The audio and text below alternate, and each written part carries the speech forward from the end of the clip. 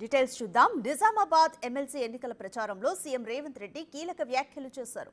Formula కేసులో కేటీఆర్ అరెస్ట్ను అడ్డుకుంటున్నది బీజేపీనే అని మండిపడ్డారు. మెట్రో బూసీ ప్రక్షాళనను కిషన్ రెడ్డి అడ్డుకున్నారని ఆరోపించారు. ఎమ్మెల్సీ ఎన్నికల్లో బీజేపీ కోసమే బీఆర్ఎస్ పోటీ చేయడం లేదని, ఈ ఎన్నికల్లో పోటీ చేయలేనోళ్లు ఉప ఎన్నికల్లో గెలుస్తామని బీరాలు పోతున్నారని ఎద్దేవా చేశారు.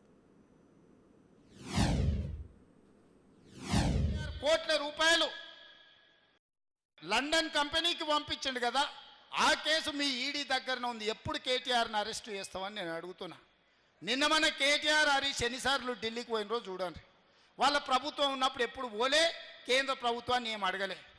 ఇవాళ ప్రభుత్వం మనం ఉంది, ఇవాళ ఆలువై బీజేపీలను కలిసి కాగితాలు ఇస్తున్నారు మా రాష్ట్రానికి నిధులు ఇవ్వండి అని. గింత అర్థం కాదా ఆయన? ఓ కాగితం చూపించి ఓ మాట మాట్లాడుకొని వచ్చి ఇవన్నీ ఏషాలు అర్థం అవుతలేదా?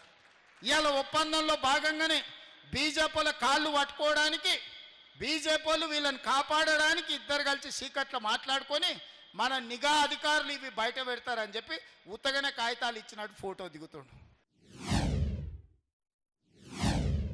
మీరు ఓటు అడగాలంటే నువ్వు అడ్డంబడి ఆపిన మెట్రో కేంద్ర ప్రభుత్వం మంత్రివర్గంలో పెట్టాలి. నేను మెట్రోను విస్తరించి హైదరాబాదు నగరాన్ని మహానగరంగా విశ్వనగరంగా చేయాలని మెట్రో కోసం కేంద్ర ప్రభుత్వం దగ్గరికి పోయినా. మెట్రోకు అనుమతి ఇవ్వద్దని కిషన్ రెడ్డి ఢిల్లీలో మంత్రుల మీద ఒత్తిడి తెచ్చి మెట్రోకు అనుమతి రాకుండా అడ్డుకున్నాడు. ఇవాళ సబర్మతి రివర్ ఫ్రంట్ గుజరాత్లో కట్టుకుర్రు, నమో గంగే ఉత్తరప్రదేశ్లో కట్టుకుర్రు. ఇవాళ యమునా రివర్ను రిజర్వేషన్ చేస్తామని ఢిల్లీలో ఓట్లు అడిగి గెలిచారు. ఉత్తరప్రదేశ్లో గంగానదిని ప్రక్షాళన చేస్తారు. అదేవిధంగా గుజరాత్లో సబర్మతి రివర్ను ప్రక్షాళన చేస్తారు, ఢిల్లీలో యమునా నదిని ప్రక్షాళన చేస్తారు. కానీ హైదరాబాదులో మూసీ నదిని ప్రక్షాళన చేస్తామంటే మీరు అడ్డుకుంటారు, ఒక్క రూపాయి ఇవ్వరు. ఎందుకు అడ్డుకుంటున్నావు కిషన్ రెడ్డి? నువ్వు కేంద్ర మంత్రిగా ఇప్పుడు వాళ్ళు ఈ ఓట్లు ఎవరికేయమంటారు? ఇవాళ ఆదిలాబాద్, నిజామాబాద్, కరీంనగర్, మెదక్లో టీఆర్ఎస్కి అసలు పట్టభద్రుల ఓట్లే లేవా? మీ ఓట్లు ఎవరికో చెప్పండి. మీరు ఎవరి పక్కన నించుంటారో చెప్పండి. మీరు మోడీని ఓడగొట్టమంటుండ్రా, లేకపోతే రేవంత్ రెడ్డిని ఓడగొట్టమంటుండ్రా, లేకపోతే వీళ్ళిద్దరిని ఓడగొట్టి మూడో అభ్యర్థిని గెలిపించామంటే ఎవరు మీ అభ్యర్థి అని నేను అడుగుతున్నా. ఎన్నికల్లో అభ్యర్థి పెట్టలేని దిక్కుమాలిన పార్టీ ఇవాళ రాజకీయాల గురించి మాట్లాడే అర్హత మీకుందా? ఆయన అసెంబ్లీకి రాడు, ఈ ఎన్నికల్లో పోటీ చేయడు. ఉన్నాడు, అప్పుడు గవే కోర్టులు ఉన్నాయి. ఇప్పుడు గవే స్పీకర్ ఉన్నాడు, ఇప్పుడు గవే కోర్టులు. ఎట్లు ఉప ఎన్నికలు వస్తాయి నాకు చెప్పురా అని అడుగుతున్నా. మీరు 10 ఏళ్ళు ఉన్నప్పుడు తెలుగుదేశంలో గెలిచిన శ్రీనివాస్ యాదవ్ను మంత్రిని చేస్తారు, కాంగ్రెస్లో గెలిచిన సబితమ్మని మంత్రిని చేస్తారు. సిగ్గు లేకుండా ఉన్న ఎమ్మెల్యేలందరినీ మీ పార్టీ కండువలు కప్పి మీ చుట్టూతో తిప్పుకుంటారు. అప్పుడు ఉప ఎన్నికలు రాందంటే ఇప్పుడు ఉప ఎన్నికలు వస్తాయంటే ఆయన అందులో చూపిస్తాడంట. వెనకడికి కూడా కూట్లున్న రాయి తీయలేదంట, కానీ ఏట్ల పోయి మునిగి పెద్ద బండరాయి తీస్తాను పొంకనాలు కొట్టిండంట వెనకట్టుకోవడం.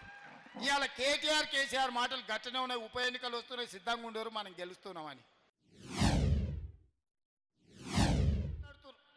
ఇక బండి సంజయ్ గురించి అయితే అంతు పొంతు లేదు, ఆకాశం అంతా ఎగిరి దుంకుతున్నాడు ఆయన. బండి సంజయ్ గారు నాకంటే బడా బీసీనే లేడు, నేను మా మోడీ ప్రపంచంలోనే బడా బీసీలం అంటున్నాడు. బడా బీసీలైన మోడీని, బండి సంజయ్ నేను అడుగుతున్నా, 12 ఏళ్ల నుంచి మీరే కదా ప్రధానమంత్రి, మీ ప్రభుత్వం ఉంది కదా, ఎందుకు 2021లో జనగణన చెయ్యలేదు? జనగణనలో కులగణన ఎందుకు చేర్చలేదని నేను బండి సంజయ్ని, మోడీ గారిని నేను అడుగుతున్నా. ఇవాళ ఇక్కడ ఉన్న ఈ సమావేశాన్ని చూస్తున్న మా బలైన వర్గాల మిత్రులను నేను అడుగుతున్నా, మీరు గుండెల మీద చేసుకొని చెప్పండి, 100 ఏళ్ల నుంచి మీ కులగణన జరగకపోతే మీ సోదరుడు రేవంత్ రెడ్డి ముఖ్యమంత్రి అయిన తర్వాత నెల రోజుల్లోనే మీ 100 ఏళ్ల సమస్యను సంవత్సరం లోపల ఇవాళ కులగణన చేసి లెక్కలు మీ ముందల పెట్టినా లేదా? 10 నెలల్లో నేను చేస్తే ఏమి చేయలేదు రేవంత్ రెడ్డి అని బండి సంజయ్, కేటీఆర్ ఇద్దరు కలిసి నోటుకొచ్చింది మాట్లాడుతున్నారు. ఎన్నికల్లో పోటీ చేయడానికి అసలు మాట్లాడే అర్హత ఉందా అని నేను అడుగుతున్నా. మొదట్లో అధికారం బాయ్, రెండోసారి డిపాజిట్లు బాయ్, మూడోసారి నీకు అభ్యర్థి దొరకకపోయా కేటీఆర్. ఇంకా నువ్వేంది నువ్వు మాట్లాడేది? నువ్వు మాట్లాడేది ఏంది? నీకున్న అర్హత ఏంది? తెలంగాణ సమాజం నిన్ను ఎప్పుడో బహిష్కరించింది. తెలంగాణ సమాజంలో నువ్వు మనిషివే కాదు, నువ్వు ఓటర్ లిస్టులో లేనే లేవు, ఈ లెక్కలలోనే లేవు. నువ్వు లెక్కలలో ఉంటే ఎన్నికల్లో పోటీ చేసి ఉండేటోనివి.